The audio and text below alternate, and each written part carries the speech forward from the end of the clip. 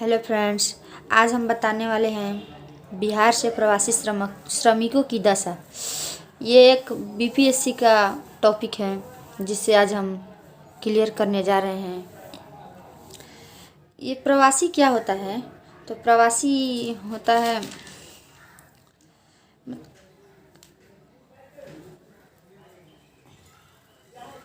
प्रवासी या प्रवासी क्या होता है?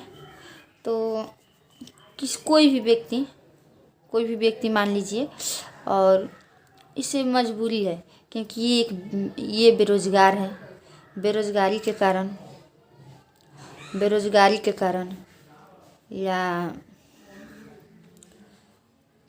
या सुविधा के अभाव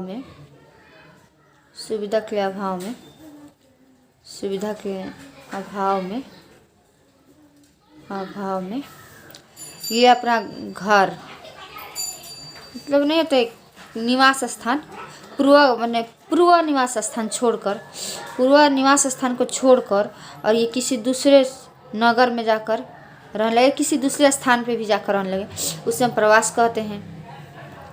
और प्रवासी तो हो गया जो व्यक्ति अपना घर छोड़कर यहाँ पे जाकर बस रहा है, वो प्रवासी हो गया। और प्रवास हम इसी कहते हैं कि कोई भी व्यक्ति मजबूरनवश, जैसे बेरोजगारी है, सुविधा का अभाव है, यहाँ पे शिक्षा नहीं मिल रहा है, तो वो व्यक्ति क्या करेगा? वो अपना घर द्वार छोड़कर जाएगा ही। तो अपने पूर्व निवास स्थान को छोड़कर जाना प्रवास कहलाता है। अब ये पता करते हैं कि प्रवास किन कारणों से होता है।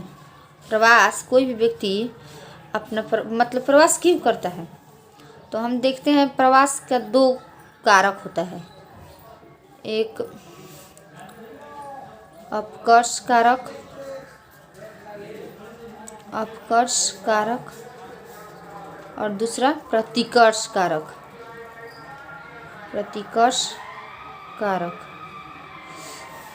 अब हम लोग ये जानने की कोशिश करते हैं अपकर्ष कारक क्या होता है और प्रतिकर्ष कारक क्या होता है। अब इन दोनों के लिए हम चलते हैं। अपकर्ष कारक, अब मान कर चलिए ये शहर है और ये गांव है। यहाँ पे बिजली, पानी, शिक्षा, स्वास्थ्य सभी किसी का यहाँ पे सुविधा है, और गांव में ना ही बिजली की सुविधा है, ना ही शिक्षा का, ना स्वास्थ्य का, ना परिवहन का, किसी भी चीज़ की सुविधा नहीं है। तो ये व्यक्ति कहाँ जाएगा? ये व्यक्ति कहाँ जाएगा? गांव को छोड़कर, अपने गांव को छोड़कर और इस शहर में बसने चला जाएगा। शहर में बसने तो चला जाएगा, लेकिन ये किस कारणों से आता है? तो उसको अपने गांव में रोज़गार नहीं मिलती है। अपने गांव में रोज़गार नहीं मिलने के कारण वो शहर में जाकर बस जाता है, और उसको एक होता है ना, रहन सहन का तरीका भी शहर का इन लोगों को अच्छा लगता होगा, इस कारण से चला जाता होगा लोग। या जो हम लोग जो अर्जित संपत्ति है उसकी सुरक्षा नहीं हो पाती होगी, इस कारण से गए होंगे। या अनुकूल जलवायु, जैसे हमेशा खेत तो है लेकिन हमेशा बाढ़ आ जा रहा है, सुखाड़ हो जा रहा है, जिस कारण हमारी आय नहीं आ रही है, जिससे हमारे घर का खर्च नहीं चल सकता है। तो इसीलिए हम क्या करते हैं, जो शहरों का रुख अपना लेते हैं, जिससे हमारे बिहार में सबसे ज़्यादा हमें प्रवास देखने को मिलता है।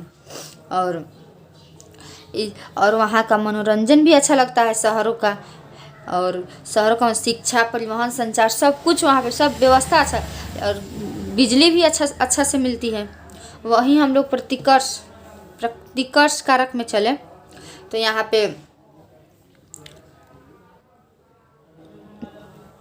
पे स्वास्थ्य संबंधी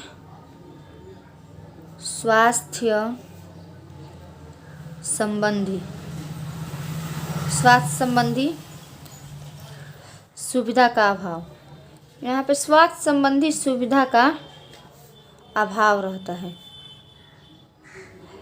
गांव में तो सरकारी हॉस्पिटल तो रहता है, लेकिन उसमें उतनी अच्छी तरह से सुविधा नहीं दिया गया रहता है, जिससे हमें अगर कोई बड़ी बीमारी हो जाए जिससे हमारा इलाज हो सके। दूसरा होता है बेरोजगारी की समस्या। गांव में तो बहुत ज़्यादा बेरोजगारी रहता है और शहर में जाकर कुछ भी बेचकर कमा सकता है लोग, इसीलिए लोग शहरों का रुख अपना लेते हैं।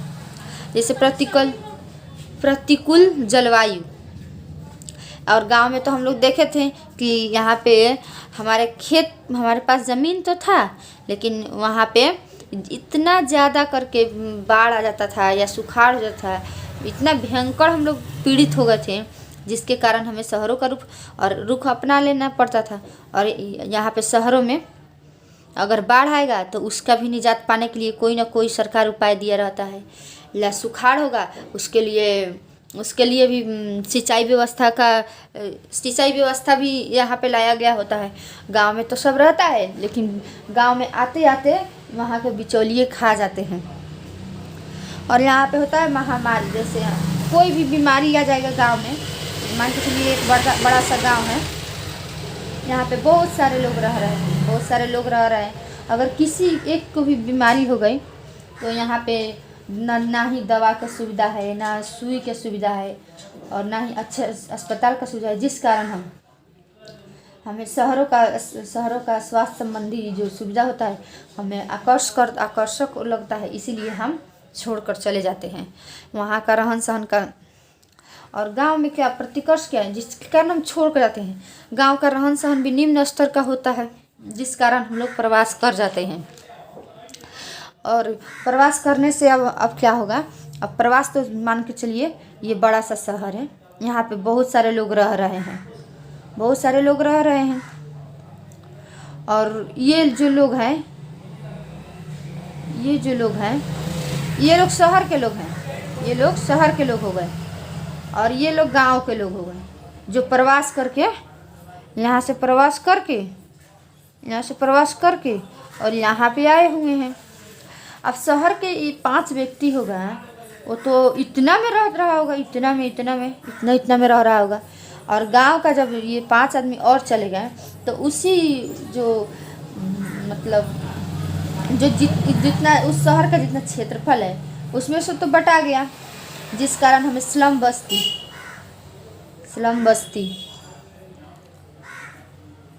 बस्ती देखने को मिलता है। जिसके कारण और स्लम बस्ती होगा तो लोग यहाँ पे रोड के किनारे ही घर बना लेंगे, छोटा बस्ती बना कर रहेंगे, किसी तरह गुजारा करेंगे और कमाएंगे। अब शहर गांव में नहीं रहे हैं जो घर अच्छा से बना लेंगे। शहर में उतना सुविधा भी, सब कुछ सुविधा मिलता है, लेकिन उतना पैसा रहता ही नहीं है कि हम लोग ज़मीन खरीद सकें। उसके बाद अब ज़्यादा जनसंख्या के कारण अपराध भी बढ़ जाता है। और जो प्रवास, यहाँ को तो नगर का स्थानीय लोग हैं ये लोग तो प्रवासी ना हैं, इन लोगों का शोषण भी होने लगता है। ये लोग इन लोगों पे दबाव डालने लगते हैं, किसी भी प्रकार का दबाव इन लोगों पे डाला जाता है। इन लोगों में अब, और जो प्रवास करके जो लोग गए होते हैं वो एकल परिवार होते हैं, जैसे घर में माता पिता दादा दादी सभी के साथ रहा जाता है। लेकिन जब प्रवास किया जाता है तो प्रवास में हम परिवार को नहीं, बहुत सारा लोग होता है जो प्रवास में अपने परिवार को नहीं ले जा सकते हैं। उसका एक कारण भी है, अगर हम अकेले जाएंगे तो हम 2 दिन काम भी नहीं मिलेगा तो हम भूखे रह सकते हैं। और अगर परिवार को लेकर जाएंगे तो परिवार के लिए तो खाना का व्यवस्था तो करना पड़ेगा, इसीलिए लोग एकल परिवार लेकर ही प्रवास में जाते हैं। और इसमें ये होता है, जो अगर जा रहे हैं तो एक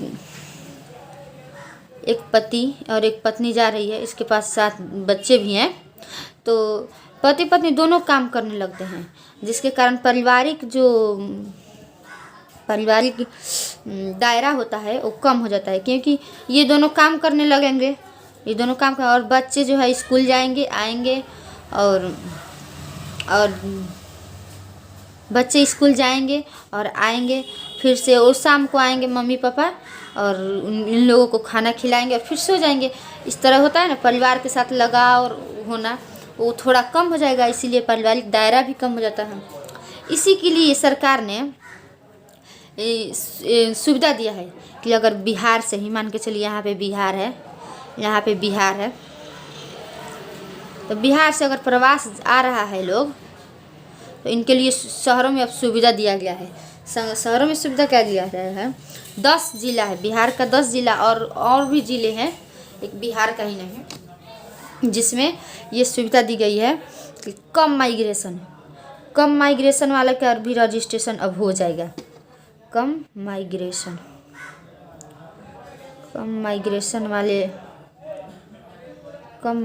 वाले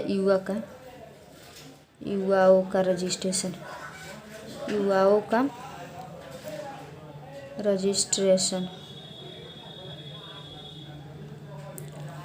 और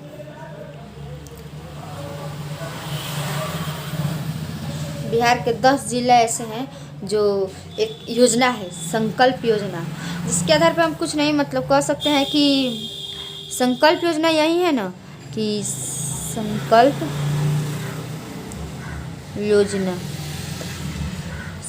योजना ये है कि हम लोग के पास युवा तो है, लेकिन हम लोग एक मतलब उन लोगों के पास इतनी क्षमता नहीं होती है कि वो लोग अपना काम कर सके, या हम अपने गांव में भी रह के रोज़गार खुद से ढूंढ सके। इसके लिए कुछ संकल्प योजना चलाया गया है। संकल्प योजना में यही संकल्प लिया गया है कि जो आने वाली युवा पीढ़ी को हम लोग कौशलता देंगे, या होता है ना प्रशिक्षण देंगे, और प्रशिक्षण देकर हम उन लोगों को गांव में ही रोज़गार देने की व्यवस्था करेंगे, जिसके कारण प्रवास ना बढ़े। लेकिन हाँ, ये एक बिहार में ही नहीं, बहुत सारे राज्य में भी लागू हुए हैं, जिससे अगर मान के चलिए अगर हम लोग प्रवास जा भी रहा है तो वहाँ पे उन लोगों को सुविधा दे रहा है, राशन कार्ड देगा जहाँ जाएगा।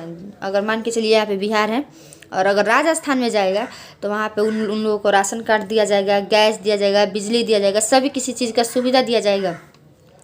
और सुविधा देने के बाद उन लोगों को जो होता है पहचान पत्र, जैसे वो बिहार से तो गया है तो यहाँ पे अपना पहचान तो रखेगा ना कि हम रह रहे हैं अभी राजस्थान में। इसके लिए इन लोगों को सहायता प्रदान की जाती है कि आप लोग यहाँ का पहचान पत्र प्राप्त कर सकते हैं। इसके लिए श्रम संसाधन मंत्री है, श्रम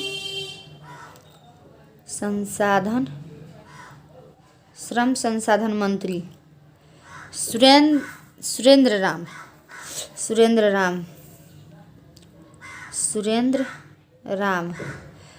राम है।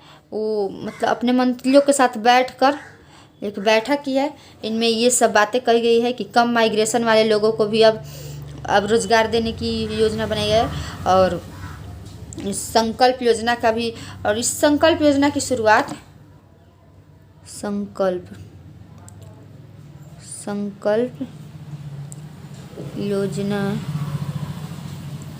योजना की शुरुआत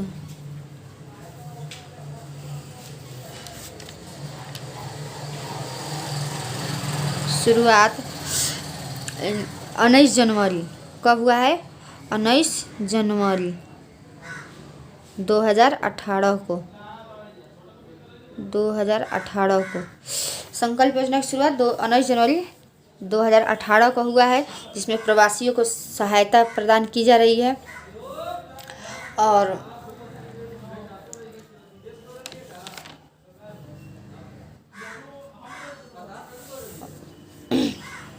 जिससे हमारे बिहार में प्रवासियों को सुविधा भी मिल सके, और अन्य राज्यों में जाने से भी उन लोगों को सब चीज़ों का सुविधा मिल सके।